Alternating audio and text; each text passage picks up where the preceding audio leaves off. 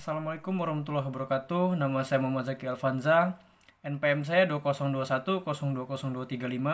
Saya dari Hukum Tata Negara kelas C semester 4. Dan di kesempatan kali ini saya akan menjelaskan tentang pendekatan filsafat hukum, yaitu ilmu hukum dan ilmu sosial. Yang pertama, ilmu hukum. Beberapa pendapat mengatakan bahwa karena filsafat hukum merupakan bagian khusus dari filsafat pada umumnya, maka berarti filsafat hukum hanya mempelajari hukum secara khusus, sehingga hal-hal non-hukum menjadi tidak relevan dalam pengkajian filsafat hukum.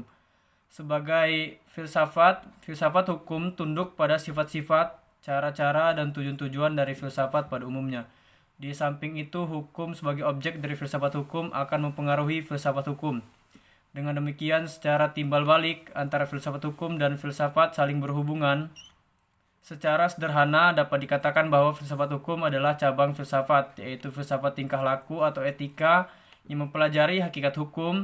Dengan perkataan lain, filsafat hukum adalah ilmu yang mempelajari hukum secara filosofis. Jadi objek filsafat hukum adalah hukum dan objek tersebut dikaji secara mendalam sampai kepada inti atau dasarnya, yaitu disebut hakikat. Ilmu filsafat sosial.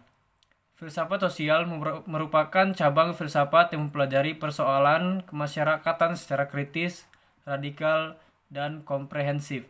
Secara Plato dan Aristoteles, kajian terhadap persoalan-persoalan kemasyarakatan sudah menjadi objek penelitian tersendiri. Menurut Plato dan Aristoteles, susunan masyarakat mencerminkan susunan kosmos yang abadi. Manusia berkewajiban untuk menyesuaikan diri dengan susunan itu dan menaati demi keselamatannya. Kalau tidak, ia menghancurkan dirinya. Pada abad pertengahan, masyarakat Eropa masih memperlihatkan pada pola dasar yang sama, hanya sekedar mengkoreksi terhadap paham Plato dan Aristoteles.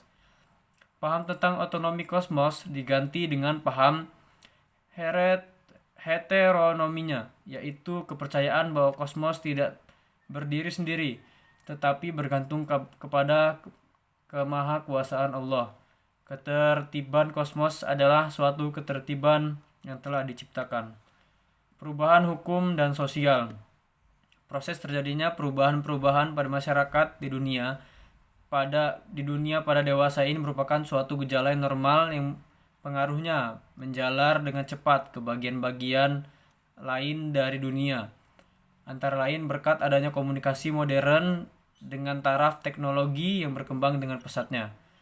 Penemuan-penemuan baru di bidang teknologi. Terjadi suatu revolusi, modernisasi pendidikan, dan lain-lain kejadian yang di suatu tempat dengan cepat dan dapat diketahui oleh masyarakat-masyarakat lain yang bertempat tinggal jauh dari pusat terjadinya peristiwa tersebut di atas.